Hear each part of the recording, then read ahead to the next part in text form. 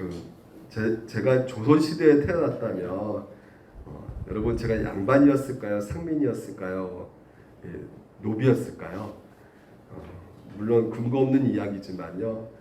제 몸에서 흐르는 어떤 굉장한 기풍이 있고 또한 이렇게 고상한 어떤 성품을 보면 아마도 왕족이지 않았을까 아니면 뭐 고급 귀족이지 않았을까라는 생각을 제 나름대로 해보는데 여러분 어떻게 생각하시는지요?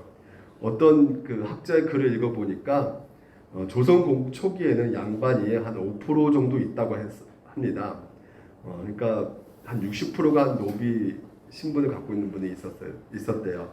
근데 이제 1972년대까지면 한 10% 정도까지 양반이 올라갔었는데 조선 말기에는요, 1860년도에는 무려 60%가 전체 인구 중 양반이 60%가 되었다고 합니다. 그러니까 많은 사람들이 이 양반이라는 그 신분을 그 후손들에게 물려주기 위해서 이 비싼 돈을 주고 샀기 때문에 양반의 수가 상빈보다 굉장히 훨씬 높았다고 합니다. 그러니까 신분이 중요한 그 사회에서는 어떤 신분으로 태어나는가 이것이 굉장히 무엇보다 중요한 일이기 때문에 수단과 방법을 가리지 않고요. 그 신분을 살려고 그리고 혹은 또 획득하려고 애를 썼던 것이죠. 아마 이런 사회에서는요, 이 자녀됨의 권세라는 거에 대해서 무슨 말인지 아마 피부에 와 닿았을 것입니다. 그러니까 요즘 같은 시대에서는 이제 자녀라는 권세라 하면요, 제일 먼저 드는 생각이 무슨 생각이냐면 유산 상속권 이걸 생각하게 될 것 같아요. 그런데 오늘 주제가 자녀됨이지 않습니까? 하나님의 자녀됨 이거에 대해서는요, 오늘 이 시대는 너무 시시하고 또한 너무나 중요하지 않게 생각하는 이 하나님의 자녀된 신분이라는 것을 잃어버리는 것이 현대교회가 병든 증거라고 저는 생각을 합니다. 여러분 아시다시피 최근에 우리 한국 기독교는 위기라고 말을 합니다. 청년들의 교회를 많이 떠나가고 있고요. 또한 이 기독교가 많은 사람들에게 외면을 당하고 있기 때문에 그런 말을 듣고 있어요. 그래서 실제로 종교학자들이 이런 말을 많이 하죠. 그러니까 과학적으로 그리고 역사적으로 증명할 수 없는 이 도저히 믿을 수 없는 터무니없는 이야기들, 그러니까 뭐 동정녀 탄생 이야기, 마리아 탄생 이야기, 뭐 부활 이야기, 뭐 하나님의 자녀들 이야기, 이런 이야기들로는요 젊은이들이 이성과 지성을 갖고 있기 때문에 받아들일 수 없다는 것이죠. 그래서 교회를 떠나고 있다. 그래서 실제로 서강대학교 기리성 교수인데요, 이분이 뭐라 말하냐면 이런 대속의 죽음, 뭐 천국 백성, 하나님의 자녀, 부활, 죄, 십자가 이런 전통 신학자들의 틀의 어떤 언어를 이 교회에서 더 이상 말하지 말아야 된다. 어떻게든지 사람들을 이 교회로 불러 모으기 위해서는 그런 말은 절대 하지 말아야 된다. 이렇게 주장을 했어요. 그런데 여러분 우리는 개신교죠. 그 종교 개혁가들의 그 가르침을 따르는 교회입니다. 그래서 이 종교개혁의 목사님들은 의외로 더 반대되는 말씀을 하고 있죠. 의외로 이 교회에서 이런 죄나 십자가나 이 천국 백성, 하나님의 자녀 이런 것들을 얘기하지 않고 있기 때문에 교회가 타락되었다 이렇게 말을 하고 있다는 것이죠. 그러니까 하나님의 자녀로서의 긍지, 내가 갖고 있는 이 신분에 있어서 내가 하나님의 자녀로서의 소망을 갖고 있지 않기 때문에 이 교회가 위기를 맞고 있다라고 그들은 생각하고 있는 것입니다. 어떤 환난 가운데, 고난 가운데서도 어떤 유혹 가운데서도 내가 하나님의 아들이고 하나님의 딸이기 때문에 내가 그렇게 살 수 없다라는 그런 자신감을 가지고 살아가는 이 하나님의 자녀된 신분을 믿지 않고 있기 때문에 교회가 위기가 생기고 있다는 것입니다. 그리고 또 더불어서요, 이 하나님의 자녀됨이 너무나 세속화되었다는 것이에요. 세상 사람들이 살아가는데 가장 강력한 힘이 바로 돈이지 않겠습니까? 그러니까 돈이 가져주는 이 편리, 이 돈이 가져주는 이런 풍족감이요, 많은 재산 내가 상속받을 수 있다면, 부모로부터 재산을 많이 받을 수 있다면 실제로 내게 부여지는 받은 그 특권이 얼마나 큰지를 너무나 사람들이 너무나 잘 알고 있기 때문에 교회에서도요 이 돈의 가치가 최고라고 부여하고 있는 그 힘을 발휘하고 있는 이 세상에서 이 자녀됨의 권세를요, 그 하늘의 그 천국의 기업을 이어갈 이 상속권이라고 말하지 않고요, 거기에 대해서 이야기보다는 이 땅에서 잘 되는 축복권으로 만들어 버렸다는 것이요, 이게 문제라는 것입니다. 다시 말해서 하나님께서 오늘도 우리를 자녀 삼아주고 천국 백성으로 삼아주셨다는 것, 그래서 영원한 기업을 주셨다는 것보다는요, 이 땅에 사는 동안 하나님의 자녀이기 때문에 더 많이, 어떤 사람보다 더 잘되고 더 부자 되도록, 형통하도록 하나님께서 그렇게 자녀되었기 때문에 안 주시겠느냐, 그렇게 말하고 있는 것이죠. 근데 저도 그렇게 말하고 싶어요. 근데 그것은 사실이 아니란 말이죠. 심각하게 왜곡된 것입니다.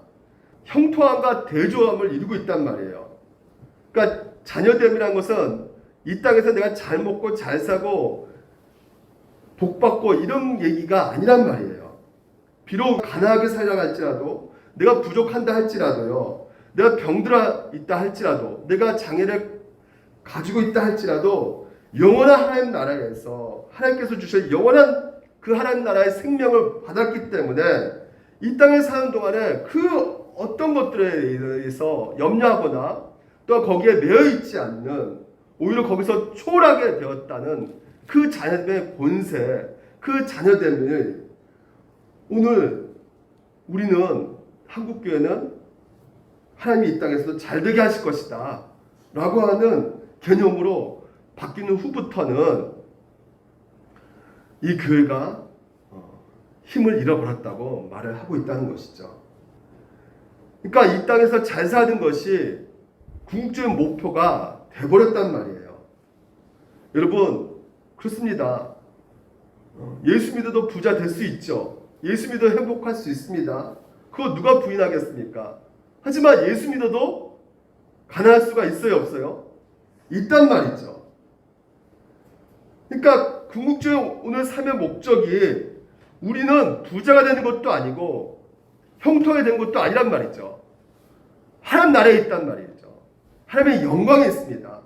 때로는 우리가 아픔과 그 고난 가운데 너무 보고하고 그 수치와 상실을 상대적으로 겸하고 있지만, 그럼에도 불구하고 존재 가치를 잊지 않을 수 있는 그 천국 관점에서, 하나님의 백성의 관점에서 우리가 받는 이 신분이 바로 하나님의 자녀됨의 이야기란 말이죠. 가난해도, 비록 가진 거 없다 할지라도, 비록 배운 것이 없다 할지라도요, 많은 고난과 내 아픔이 눈앞에 놓여져 있고 그것이 내 인생의 뻔한 인생이라 할지라도요, 공평치 못한 그 조건과 그 환경 속에서도 괜찮다라고 말할 수 있는 그 영원한 하나님 나라의 기업을 소유하는 것이 하나님의 자녀됨의 본세가 아니겠습니까? 그러니까 이것이 교회에서 하나님의 자녀의 권세를 싸구려처럼 보이게 만들게 하는 것이 문제라는 것이죠. 그러니까 영생이니 부활이니 뭐 하나님의 자녀니 십자가니 이런 죄라든지 이런 이야기가 문제가 될 수가 없는 것이란 말이에요. 적어도 우리의 문제는 억지로 이거 영적인 거, 이게 천국 백성이다, 뭐 천국을 억지로 믿으라고 하는 것이 문제가 되는 것이 아니라, 틀림없이 그게 믿어지는데 자꾸만 어떻게 해요? 눈이 흔들어진단 말이에요. 자꾸 세상에 눈이 가 있단 말이죠. 눈에 보이는 것들에 흔들려지는 우리의 마음의 문제라는 것이에요. 그래서 초대교회는 그 수치와 그런 가난을 경험하면서도 끝까지 눈만 잠깐 지그시 감으면 불경화 누릴 수 있어요. 세상적 어떤 쾌락을 죽일 수 있어요. 돌을 떡으로 만드는 그 사탄마귀의 유혹 가운데서도 나는 하나님의 오직 입으로 나오는 그 말씀으로 내가 살 것이다라는 그 고집스러움, 그 하나님의 자녀됨이 있었기 때문에 기꺼이 순교 현장에 나아갈 수가 있는 것이었거든요. 그러니까 그의 무력함은 다른 것이 아닙니다. 우리가 하나님의 자녀됨이 믿지 못하고 있고 그것을 잃어버렸기 때문에 그 하나님의 자녀된 권세 가치를 우리가 더욱더 바라보지 못하고 있는 것을 보게 된다는 것이죠. 그래서 오늘 여러분과 같이 하나님의 자녀됨의 권세가 무엇인가, 하나님의 자녀됨이 무엇인가를 살펴보기를 원합니다. 왜냐하면 이게 축복이에요. 하나님의 자녀됨이요. 제가 우리가 지난 시간에 우리가 예배수조 강의를 계속 살펴보면서 거룩함이 하나님께서 우리를 구원하신 목적이라 하지 않습니까? 왜 거룩함이 하나님이 우리를 구원하는 목적이 될까요? 에베소 우리가 1장 4절을 살펴보았죠. 구원하신 목적이 거룩하고 흠없게 하기 위해서 우리를 구원하신다고 말씀하셨잖아요. 그것은 바로 하나님과 동의하는 삶이, 하나님과 교제하는 삶이, 그리고 하나님의 형상을 닮아가는 그 삶이 바로 그 거룩함이란 말이죠. 그 거룩함이 우리에게 축복이란 말이에요. 그러니까 바꿔 말하면 구원받은 신자할지라도요, 그의 삶에 어떤 거룩함이 없다면 하나님과 친밀한 교제를 할 수가 없는 것이에요. 그래서 거룩함을 추구하는 삶이 우리 가운데 있어야 된다고 말씀을 드린 것이죠. 근데 우리를 택하시고 구원하신 그 목적이 그게 전부가 다 아니에요. 그것보다 더 상의 개념이 있단 말이죠. 더 상의 목적이 있어요. 그것이 무엇이냐면 우리를 구원하신 목적은 우리를 하나님의 아들 되게 해주셨다는 것이죠. 오늘 본문 말씀입니다.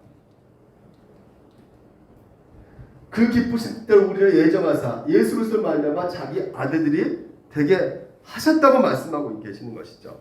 그러니까 거룩함도 우리에게 주신 복이지만 하나님의 아들됨이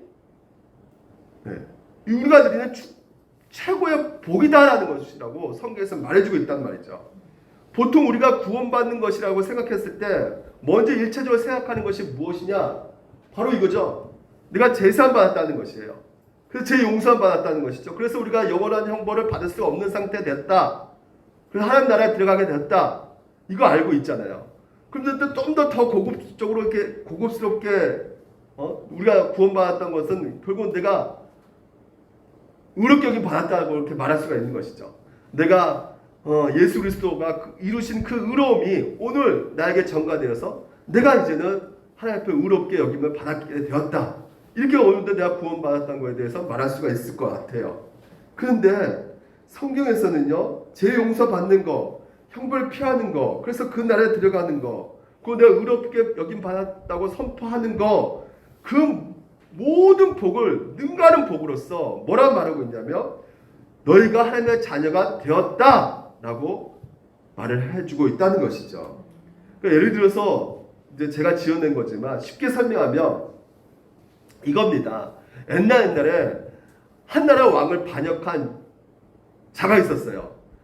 근데 결국은 잡혔습니다. 왕에게. 그래가지고 재판 앞에 서게 됐어요. 재판 앞에 서게 되니까 이 죄인이요. 이제 나는 이제 왕을 반역했기 때문에 이제 죽겠구나. 나 이제 끝장났구나. 이렇게 생각했었던 것이죠. 아주 절망 가운데 두려움 가운데 있었던 사람들인데요. 갑자기 왕이 재판할 때 뭐라 재판하면 너 무죄다라고 선언해 주는 거예요. 너 죄 없다. 이렇게 선언해 주는 것입니다. 그러니까 그 당사자는 얼마나 행복하겠어요. 이게 말이 된 얘기일까? 내가 왕을 반역했는데 왕을 죽이려고 계략까지 꾸몄는데 내가 죄가 없다고 말하다니. 그러니까 그 죄인의 심정이 어떻겠습니까? 이건 놀라운 은혜다라고 말하지 않겠습니까? 또 심지어 이 왕이 뭐라 말하냐면 너 의로운 자야 이렇게 말해주는 거예요. 그러면서 최고의 훈장을 달아줍니다. 너 의로운 자야, 완전한 자야 이렇게 하면서 최고 훈장을 달아주는 것이에요. 그러니까 죄에서 사해 준다고 선해주지 마라, 의로운 자고 말해주니까 이 죄인은 어떤 반응을 보이겠어요? 이거 완전 동화 같은 얘기죠. 이 동화에서도 나오지 않는 얘기를 지금 이제 왕이 선포해주고 있는 이 얘기. 근데 사실은 이 얘기가 실제로 우리에게 일어난 일이란 말이에요. 천지 만물을 만드신 이 모든 것의 주인 되신 그 하나님께서 오늘 우리가 반역했단 말이죠. 근데 우리 반역한 자를 사해 주신다고, 죄를 선해 주시고요. 또한 우리를 또 뭐라고 말씀하고 계십니까? 의롭다고 여겨 주셨단 말이죠. 그럼 너는 예수를 통해서 완전한 자다 받아주셨다고 이렇게 선언하고 있기 때문에 이런 기적 같은 말도 안 되는 이야기가 실제로 우리 삶 가운데 일어난 얘기란 말이죠.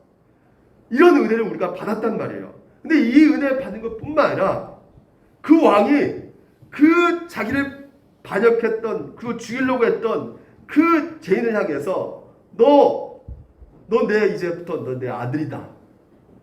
그 내 왕궁 다 너 거야. 여러분 이렇게 말해준 거예요. 이게 말이 되는 얘기입니까? 네? 여러분 이게 얼마나 기쁜 소식입니까? 네? 이게 바로 복음이란 말이에요. 네. 그러니까 자녀들의 복, 이거 여러분들이 이 기쁜 소식을 더욱더 여러분 마음 가운데 확고히 해야 된다는 것이에요. 그래서 오늘 이 세 가지 빠르게 여러분 가운데 말씀을 드릴게요. 먼저 세 가지를 살펴보면 자녀됨의 의미가 무엇인가에 대해서 살펴볼 거고요. 그리고 이 자녀됐다는 것이에요. 내가 죄인에서 의인 되었다는 것, 하나님의 아들이 되었다는 것이 뭘 말하고 있는가, 그 이유가 어떻게 돼서 그렇게 되었는가에 대해서 여러분과 같이 말씀을 나누고 있고요. 그리고 내가 자녀됨으로 말미암아 누릴 수 있는 특권이 무엇인가에 대해서 여러분과 같이 빨리빨리 이렇게 말씀을 드리겠습니다. 먼저 이 자녀되었다는 것은 결국 무엇이냐면 하나님께서 우리를 양자로 삼으셨다는 것이에요. 입양했다는 것입니다. 보십시오. 자기 아들이 되게 하셨으니 이렇게 되어 있잖아요. 이 자기 아들이 되게 하셨다는 것은 이 헬라어로 원문을 보게 되면 히포데시우스예요. 그러니까 뭐냐면 히포가 뭐냐면 아들이거든요. 아들을 만들었다는 것이요. 어떤 사람은 아들로 만들었다는 것입니다. 그러니까 오직 성부 하나님 낳은 것은 성자 예수 그리스도밖에 없어요. 그렇죠? 영원하신 아들이신 예수밖에 없는 것이에요.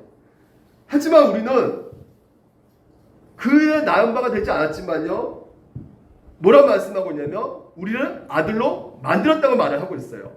결국 무엇을 말하고 있습니까? 너희들이 입양되었다는 것이에요. 양자로 삼으신 것입니다. 하나님께서는요. 그래서 이것이 바로 오늘 우리의 그 아들됨의 자녀됨의 본질이라는 것입니다. 그러니까 그 당시 사람들은 이 복된 이 말씀, 죄인을 구원하셔가지고 그 자기 아들로 삼았을 때 이 말을 들었을 때 과연 그 당시 사람들은 어떻게 생각했을까? 그러니까 로마인들은요 그 당시에는 입양했다는 것을요 생소한 개념이라고 생각하지 않았어요. 당연히 입양 그들은 너무 많이 했습니다. 왜냐하면 보통 이 로마 사람들은요 우리가 입양한 거하고 차원이 달라요. 우리는 입양할 때 보통 깐단하기 아니면 뭐 유아 이런 사람들 이런 애들을 입양하잖아요. 근데 로마 시대는요 좀 말도 안 되는 얘기지만 성년들 있지 않습니까? 예를 들면 제가 뭐 김광진 지사님 입양했다 이러면 말이 됩니까? 그렇게 할 수가 없잖아요. 근데 로마 시대는 그렇지 않았어요. 왜냐하면 이 유력한 자들 있잖아요. 부자들은요 그 재산을 상속시킬 수 있는 것은 남자밖에 없어요. 그 아들밖에 없어요. 근데 아들이 없다면 어떻게 될까요? 상속할 수가 없는 거예요. 그러니까 자기 재산의 모든 것이 공중분해될 수밖에 없습니다. 그래서 자식 없는 사람은 반드시 나이 많은 사람들 그리고 좀 유력한 사람들 똑똑한 사람들 자기 재산을 증식시키고 자기 재산을 잘 지킬 수 있고 보존할 수 있는 그런 청년들을 입양했단 말이죠. 우리가 배너 보시면 아실 거예요. 배너 보셨죠? 배너 보면 그 장군이 그 배너 똑똑하고 싸움 잘하는 사람을 입양하잖아요. 양자로 삼지 않습니까? 그런 거예요. 그러니까 한 사람이 입양할 수 있기 위해서는요, 그 사람이 뛰어나야 되는 것인데요, 유능해야 되는 것인데요. 오늘 성경에서 보면 충격적인 것이 나오는 것이죠. 왜냐하면 그 유능한 사람과 똑똑한 사람이 입양해야 될 텐데, 오늘 자격이 돼야 될 텐데, 하나님께서는 죄인들을 자기 아들로 입양했다는 것입니다. 그러니까 그 당시 사람들은 이것은 너무나 이상한 이야기란 말이죠. 왜 그럴까요? 그러니까 하나님이요 자격 없는 자들을 자기 아들로 입양했다는 것은 극단적인 선택이지 않습니까? 우리가 어떤 존재입니까? 성경에서 보십시오. 우리가 뭐예요? 하나님과 원수된 자들이란 말이에요. 그리고 우리가 또 어떤 자였어요? 마귀에서 난 마귀의 자식들이었단 말이죠.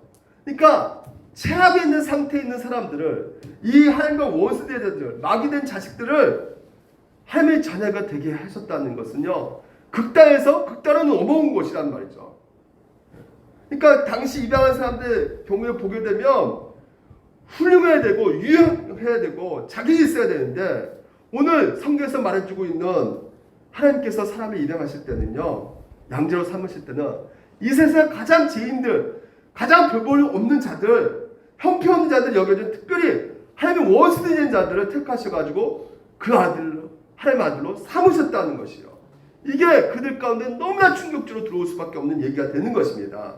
로마 황제가 뭐라 그랬습니까? 그들에게서는 신의 아들이라 그러잖아요. 어느덧 로마 황제 그 사람은 신의 아들이라고 받을 수 있지만, 저렇게 지금 현재 죄인이고 원수된 자들을 하나님의 아들로 받아준다는 것은 도무지 납득이 안 되는 것이에요. 심지어 그 자를 제사해주고 의롭게 여겨주고 선포해주고, 또 어떻게 해요? 내가 아들로 삼아주셨다는 이 메시지, 이게 바로 자녀됨의 의미라는 것이죠.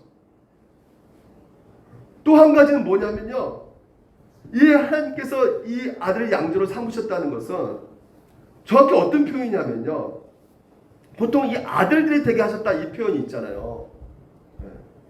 아들 되게 하셨다, 이 표현은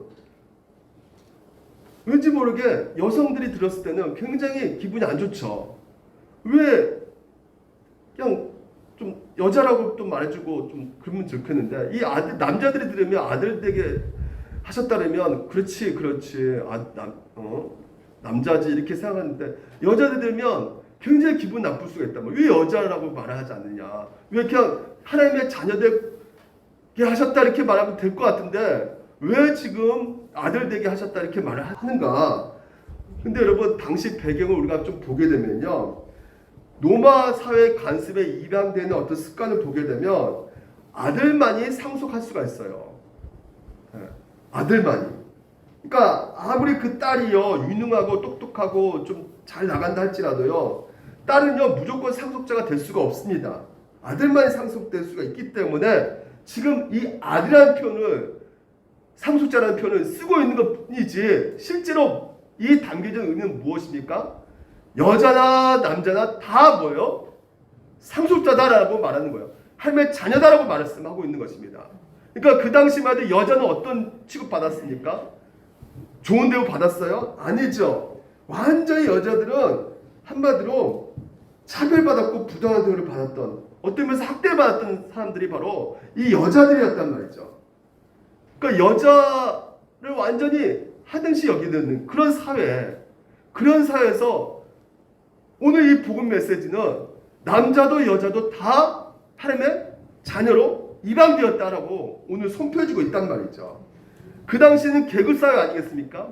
노예가 있었단 말이에요. 노예는 한마디로 그 주인에게 의해서 가축으로 취급받았던 존재였어요. 그러니까 노예를 때리고 죽여도 상관이 없었습니다.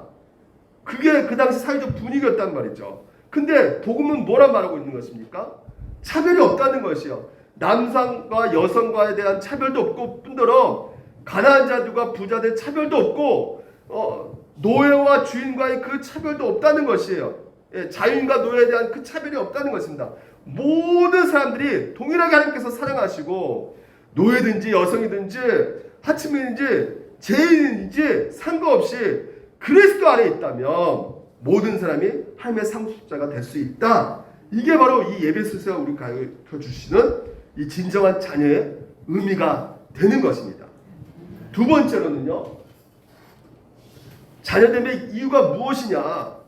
우리는 대부분 우리가 자녀되었던 것은 하나님의 사랑하셨기 때문에 그렇지라고 생각하잖아요. 영원하고 무한하신 그 하나님이 어떤 분이십니까? 사랑의 하나님이시잖아요. 하나님은 사랑이시라. 그냥 사랑하시는 분이에요. 그렇기 때문에 우리를 자녀되게 해주지 않았나 이렇게 생각할 수 있죠. 물론 맞아요. 하지만 그거는 충분하지 않습니다. 왜냐하면 하면 또 어떤 분이세요? 거룩한 분이시란 말이죠. 완전히 거룩한 분이시기 때문에 죄인 우리를 그분의 자녀로 삼을 수가 없어요. 거룩한 분이시기 때문에. 그렇기 때문에 여러분, 우리를 자녀로 삼을 수 있었던 그 이유는 뭐 때문이냐? 빨간 글씨 한번 읽어봅시다. 시작. 예수 그리스도로 말미암아. 그러니까 예수 그리스도로 말미암아 우리를 자녀로 삼아 주셨다는 것입니다. 하나님이 우리를 그분의 자녀 삼을 수 있었던 이유는, 바꾸면 우리 같은 죄인이 하나님의 자녀가 될 수 있었던 이유는 하나님이 우리를 사랑하셨을 뿐만 아니라 예수 그리스도를 이 땅에 보내주셔가지고 예수 그리스도를 통해서 완전한 대속을 이루셨기 때문에, 그러니까 예수님께서 우리를 대신해서 아들로서 행하신 그 모든 완벽한 순종을 우리와 하나 묶여가지고 우리의 순종으로 여겨주셨기 때문에 결국 하나님은 우리를 자녀로 삼아주셨다는 거예요. 그러니까 여러분, 이겁니다. 이걸 왜 또 하냐? 이게 너무나 중요하기 때문에 또 하는 겁니다. 예수님께서 수동적으로 순종하셨단 말이에요. 하나님에 이끌려가지고 십자가에 죽으셨단 말이죠. 그 십자가에 죽으신 말미암아 우리가 어떻게 됐습니까? 내 죄 대신 그분이 죽으셨기 때문에, 대속 때문에 우리가 어떻게 됐어요? 죄 사함을 받았단 말이에요. 죄 용서를 받았단 말이에요. 하지만 또 우리가 또 어때요? 죄를 짓잖아요. 죄 안 짓을 자신 있습니까? 또 짓습니다. 그렇기 때문에 하나님께서 또한 뭐 어떻게 하든 능동적으로 예수 그리스도 이 땅에서 우리가 지킬 수 없는 그 하나님의 말씀을 대신 말씀을 순종하셨단 말이에요. 공생에 살면서 3년 동안. 그래서 우리 그 지킬 수 없는 그 하나님의 말씀을 예수님께서 순종하셔가지고 우리에게 전가시켜 주심을 말미암아 우리가 어떻게 된 것입니까? 이제는 하나님께서 우리를 완전한 의로운 자로 여겨주셨단 말이에요. 천국 누가 갈 수 있어요? 의인이 갈 수 있는 것이죠. 완전 의인을 갈 수 있는 거잖아요. 그러니까 하나님 말씀을 완전히 순종하는 예수 그리스도를 하나님께서 보시고 우리를 의롭게 여겨주셔서 우리가 영생 하나님 나라에 들어갈 수 있게 된 것입니다. 그래서 여러분, 상속자로 삼아주셨다, 하나님의 자녀로 삼아주셨다, 하나님의 자녀가 되었다, 이것을 우리가 어떻게 확인할 수 있느냐? 느낌으로 확인할 수 있을까요? 내 감정이, 여러분, 느낌이다, 그냥. 여러분, 우리 느낌은 신뢰할 수 있습니까? 우리 느낌은 늘 변합니다. 내가 하나님 앞에 왠지 모르게 신앙생활 잘하면 내가 왠지 모르게 기분이 좋아서 그냥 내가 하나님 자녀 아닌가? 이렇게 생각할 수 있겠지만요, 우리가 실수하고 잘못하고 죄를 질 때는 너무나 하나님이 내가 이게 진짜 하나님 자녀 맞는가? 그러니까 우리 느낌으로는요, 우리가 하나님의 자녀를 확인할 수 있는 방법이 될 수가 없어요. 우리 감정으로는 하나님의 자녀라는 그 확신을 얻을 수가 없습니다. 그러면 어떻게 확인할 수 있는가? 뭘 확인할 수 있다고요? 바로 예수 그리스도를 내가 믿고 있는가? 이겁니다. 다시 말해서 예수 그리스도 행하신 것을 우리가 믿고 있느냐? 이거예요. 내가 예수 그리스도가 우리를 위해서 이렇게 순종하셨다는 것을 믿고 있다면, 내 믿음이 불완전할지라도 내가 믿고 있다면 내가 하나님의 자녀로 확신할 수가 있게 되는 것입니다. 우리 자신이 하나님의 자녀인 것을 확인할 수 있고 확신할 수 있는 것은 다른 것이 아니에요. 예수 그리스도를 믿는 것뿐입니다. 여러분, 이것을 교회에서 들으셔야 되는 거죠. 네? 평범하게 그냥 단지 나 힘들고 죽겠으니까 그냥 위로받고 그냥 나 그냥 좀 즐겁게 하고 재밌게 해주고 그냥 이렇게 그냥 좀 설교 시간 좀 그랬으면 좋겠다. 여러분, 그것은 제가 항상 말씀드리죠. 개그 콘서트 주말에 하는 거 그거 보시면 돼요. 그건 재밌어요. 기분 넘치다니까요. 교회에서 그거 들으려고 오는 것이 아닙니다. 뭘 들으셔야 돼요? 하나님의 자녀가 되는 권세, 오직 예수 그리스도 통해서만이 가능하다는 것을 여러분 들으셔야 된다는 것이죠. 목사 아들에서 하나님의 자녀가 되는 것이 아닙니다. 내가 목사 직분을 갖고 있어서 하나님의 자녀가 되는 것이 아니에요. 교회 내가 헌신도가 크기 때문에 하나님의 자녀가 되는 것이 아닙니다. 내가 신령한 체험을 했기 때문에 그것 때문에 하나님의 자녀가 되는 것이 아니에요. 오직 예수 그리스도 통해서만이 줄 수 있는 것이 바로 하나님의 자녀됨이란 말이에요. 영접하는 자, 곧 그 이름을 믿는 자들에게는 뭐라고요?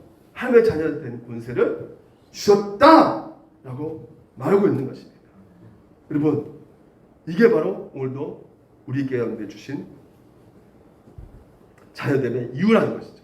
예수 그리스도 때문에 우리가 자녀됨이 되었다는 것을 믿으시기 바랍니다. 세 번째죠. 자녀, 그럼 우리가 누리는 특권이 무엇인가? 하나님이 우리를 자녀로 삼아주실 뿐만 아니라 아들된 우리에게 아들됨을 누리는 것이 중요하잖아요. 그 아들됨을 누리기 위해서 우리 가운데 뭘 보내주셨냐면 성령 하나님을 보내주셨다는 것이에요.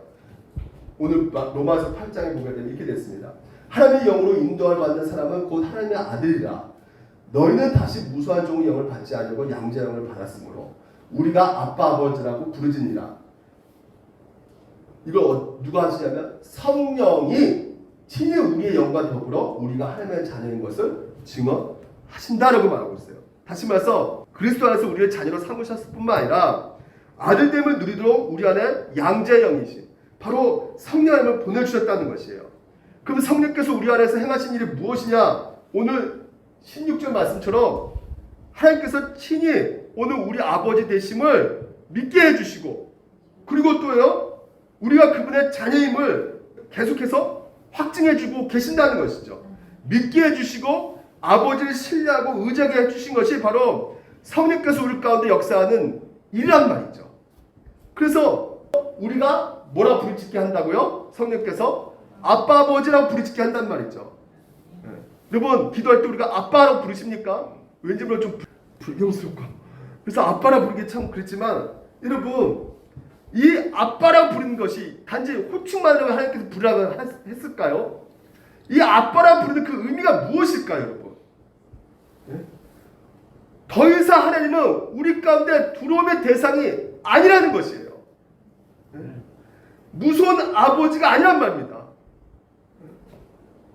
그러니까 우리가 물론 하나님께서는요, 여러분 아버지 이전에 우주 만물을 만드신 창조주 하나님이시죠. 절대 주권자이십니다. 그러니까 우리가 감히 가까이 갈 수 없는 영광 가운데 계시는 분이시란 말이죠. 근데 오늘 성경에서 말한 바가 뭐냐면 그 위대하신 하나님께서, 그 무한하신 하나님께서, 그 거룩하신 하나님께서 그리스도 안에서 더 이상 너에게 무서운 하나님이 아니라는 것이에요. 그러니까 너희가 두려워할 하나님이 아니다. 너에게 친밀하게 대하시는 아버지시고 너에게 얼마든지 아빠라 부를 수 있는 너희를 사랑하시는 아버지다라고 말씀하고 있단 말이죠. 그래서 15절에 뭡니까? 우리가 아빠 아버지라고 부르짖게 됐는다. 보십시오. 양자의 영 나오죠. 파란색 글씨. 종의 영. 종의 영과 양자를 비교하면서 말해주고 있단 말이죠. 이 종이라는 것은 무엇입니까? 무서워할 수밖에 없는 거예요. 노예처럼 주인을 대할 수밖에 없는 거예요. 그러니까 주인을 보면 뭐 무서워서 벌벌 떠는 것이죠. 그러니까 하나님을 대하는 것이 주인처럼, 난 노예니까 내 이거 못하면 주인이 나 가만히 두지 않을 거야. 날 때릴 거야. 이런 무서운 가운데 있는 존재가 이제는 아니라는 것이에요. 너희들은 이제 양자를 통해서 누구보다도 사랑하는 아버지의 그 친밀한 관계 가운데 아빠라고 부를 수 있게 되었다. 이걸 누가 하셨다는 것이요? 성령 하나님께서 그렇게 하셨다는 것이에요. 그러니까 여러분 보십시오. 재벌집 막내 아들 보셨습니까? 네, 최고 시청률이 있는데 이 재벌집 막내 아들에서 이 진항철 회장이 나옵니다. 진항철 회장. 이 회장이요 보면요 자기 아들을 안 자릅니다. 그러니까 아무리 거기서 사장 올라간다 할지라도 직원이면 다 잘라버려요. 근데 자기 아들은 자르지 않아요. 그냥 다른 계열수로 옮겨놓죠 그냥. 왜 그럴까요? 자녀이기 때문에, 양자이기 때문에. 그런 특권을 누린단 말이죠. 오늘 여러분 우리가 어릴 때 아빠를 부를 때 있잖아요. 어떻게 불러요? 우리 애원이 아빠를 부를 때 어떻게 불러? 아빠! 그러잖아. 보통 여러분 아빠! 이건 별로 이렇게 애교 부를 때 아빠 그러지. 아빠라 부를 때는, 민서 아빠 부를 때 어떻게 불러? 왜 불러? 힘들 때. 뭐 좀 이렇게 아빠 나 좀 위기 맞을 때 아빠 도와주세요! 이렇게 부르잖아. 아빠라고 길게. 성령께서도 우리 가운데 행하신 일이 무엇이냐면요, 도저히 빠져나올 수 없는 그 상황 속에서 하나님 향해서 아빠라고 부르짖으면서 그분을 의지할 수 있고 그분의 도우심을 구할 수 있고 그래서 그분께서 오늘 나를 도울 수 있는 그 모든 것을 체험할 수 있게끔 약속해주고 계시는 것이 바로 아빠 라고 부르는 것이란 말이죠. 거기에 오늘 포함되어 있는 말이란 말이죠. 그러니까 많은 분들이 아빠라는 개념 가운데 우리 시대 때는 그 아버지 개념이 너무나 힘들게 사셨잖아요. 그래서 아버지가 무뚝뚝하고 막 그냥 어떨 때는 또 자식들에게 학대하고 막 너무 차갑고 딱딱한 그 이미지가 너무나 박혀 있어가지고 이 아버지의 그 생각을 좋게 생각하지 못해요. 근데 우리 하나님 아버지는 그런 불완전한 아버지가 아니란 말이죠. 모두 아버지의 완전체, 완벽한 아버지란 말이에요. 우리 하나님은. 그렇기 때문에 오늘 그 아버지가요, 우리가 상상할 수 없을 정도로 우리를 사랑하시고 우리를 가장 유해 주시고 우리를 위해서 가장 헌신할 수 있는 그 아버지라는 것을 오늘도 성령께서는 우리 가운데 깨닫게 해주신단 말이죠. 그래서 오늘 여러분 우리는 날마다 그분이 우리 가운데 베풀어 주신 사랑이 무엇인가를 기억하셔야 되는 것이에요. 하나님께서 나에게 베풀어 주신 그 사랑이 무엇입니까? 그렇죠. 나는 원래 어떤 자였다고요? 아까 말처럼 마귀의 자식이었단 말이에요. 원수된 자였단 말이죠. 근데 그런 자를 진짜 사랑하시는 그 외아들을 우리를 위해서 아낌없이 내주셨다는 것입니다. 여러분,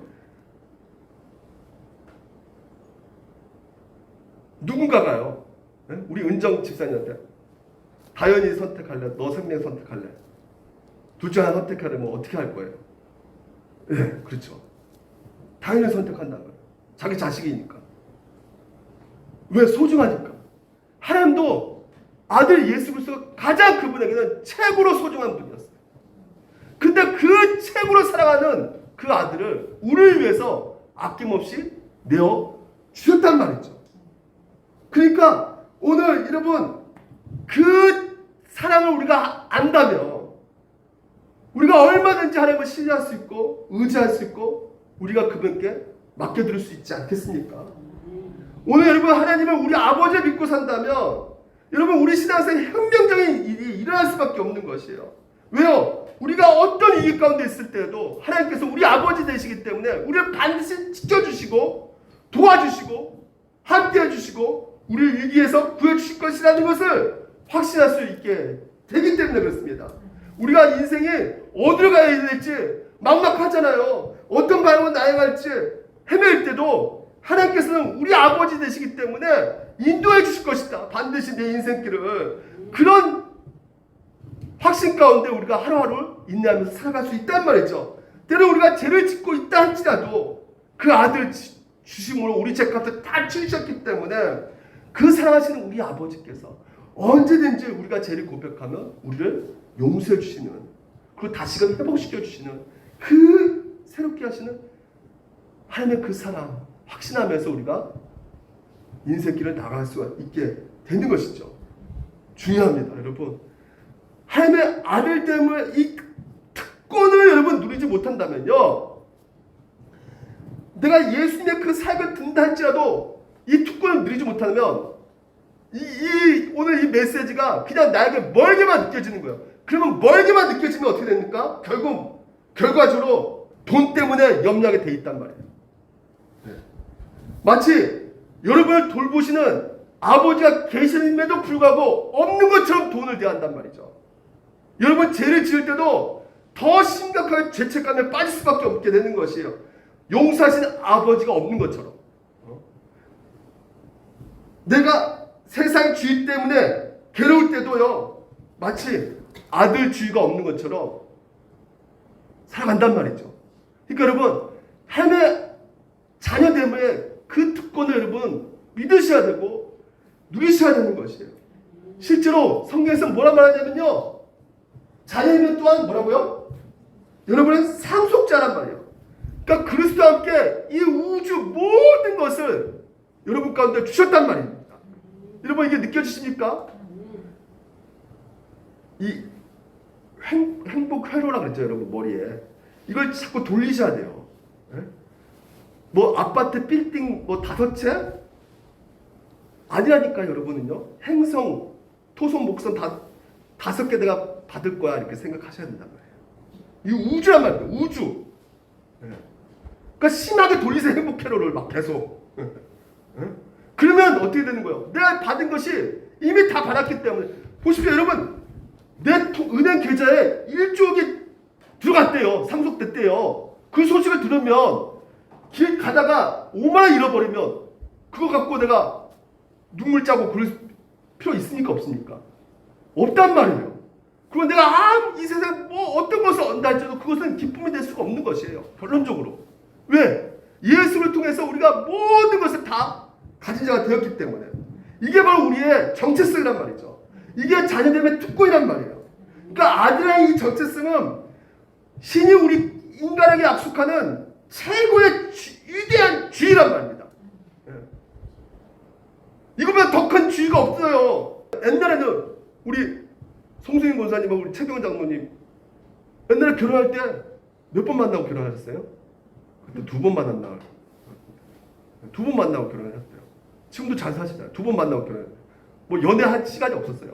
근데 오늘 이 시대는 자본주의가 참식해 들어와가지고 더 나은 외모, 더 나은 주의, 더 나은 경제 계속해서 이것을 추구하기 때문에 자기에 대한 주의의 안정감을 느끼지 못하고 불안감에 쌓여있는 것이 바로 이 현 시대란 말이에요. 그러니까 현대인의 불안감을 왜 느끼냐? 가장 느끼는 것은 내 주의가 일정하지 않다라는 것이에요. 안전적이고 일정하지 않다라는 것입니다. 근데 여러분, 내가 하나님의 자녀가 되었다는 것, 내가 하나님의 상속자가 되었다는 것은 여러분 존재가 예수님만큼 가치가 되었다는 것이에요. 다시 말해서 오늘 예수 그리스도를 믿는 사람을 보실 때 하나님은요, 뭐 어떻게 보시냐면 너는 예수 그리스도만큼 아름답고 예수 그리스도만큼 소중하고 예수 그리스도만큼 사랑스러운 존재다라고 여러분을 보고 계신단 말이죠. 그러니까 이게 아름다움의 주의거든요.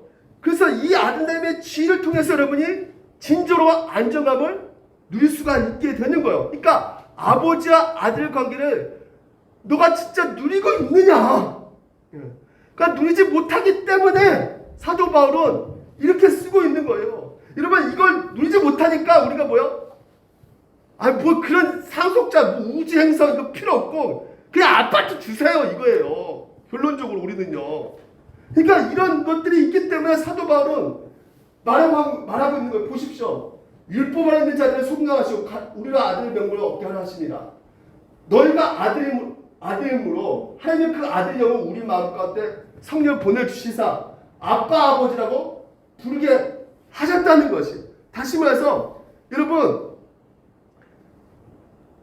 마음속에 내 인생 가운데 아버지가 있었구나. 내 모든 것을 주관하시는 그 아버지가 나를 끝까지 사랑하시는 거구나. 내 영원한 사랑받고 있는 존재구나 라는 것을 성령께서 어떨 때요? 아빠 아버지 부르짖을 때. 다시 말해서 여러분 아들됨을 누릴 수 있는 방법은 어떨 때예요? 아빠! 아버지! 부르짖을 때 자녀됨의 권세를 누릴 수가 있는 것이란 말이죠. 그래서 성령 하나님을 의지하면서 아빠 아버지 기도하시기 바랍니다. 아버지 아버지 부르짖는 기도할 때 이젠 더 이상 내가 받은 그 권세, 하나님의 자녀된 그 놀라운 권세, 하나님 나라의 그 상속자라는 것을 성령께서 다시 한번 여러분 가운데 알려주신다니까요. 확신시켜 주신다니까요. 그때부터 내가 갈망하고 소중히 여겼던 그 아파트가요, 그리고 그 빌딩이, 그 돈이 어떻게 보인다고요? 작게 보이기 시작한단 말이에요. 내가 추종하고 있는 그 대통령 자리 다 어떻게 보일까요? 영부인 자리 다 어떻게 보일까요? 다 불쌍한 사람밖에 안 보이는 거예요. 예수 믿지 않는 모든 사람들이 다 어떻게 보일까요? 나를 갑질하는 그 사람도 어떻게 보일까요? 네. 불쌍한 사람 보이지 않나요? 우리가 아빠 아버지 부르짖을 때 보십시오. 율법 안에 있는 자들을 속량하시고 율법을 예수님께서 다 지키셨습니다. 다 지키셨는데 십자가 앞에서 어떻게 해요? 하나님 앞에 버림받았단 말이에요. 누구 때문에? 누구 때문에 고아가 되셨어요? 우리가 고아가 되어야 될 텐데 우리 대신해서 예수님께서 고아가 되셨단 말이죠. 자격 없는 우리를 대신해서 예수님께서 십자가를 속량하셨단 말이죠. 그래서 이제는 여러분 오늘 우리가 계속해서 뭘 바라봐야 되냐? 예수 그리스도를 바라보시고 아빠 아버지라고 기도하시면서 나아가셔야지만 여러분 가운데 자녀되면 그 권세를 성령께서 그러니까 여러분 어떻게 될까요? 나 왜 외롭지? 내가 왜 고통스러울 이유가 없잖아. 왜? 하나님은 내 곁에 계시고 하나님은 날 지켜주시고 앞으로 하나님은 내 아버지가 되시는데 내가 못해 이런 것 때문에 내가 그냥 마음 뺏기고 내가 우울해지고 그럴 필요가 뭐가 있어? 이런 모든 것들을 누가 이렇게 역사하신다? 성령 하나님께서 여러분 가운데 아빠 아버지 부르짖게 만듦으로 말미암아 여러분을 자녀되면 확신 가운데 두게 하시고 그 자녀됨으로 말미암아 오늘 그 특권 속에서 진정한 평강과 안식을 누릴 수 있게끔 하나님께서는 하신다는 것입니다. 여러분 이 놀라운 아들됨의 특권을 누리시면서 한 주 동안 아니요 평생 동안 내가 누구냐 아들이다라는 것을 인식하면서 신앙생활하는 여러분 되시기를 주님의 이름으로 축원드립니다. 이 시간 같이 함께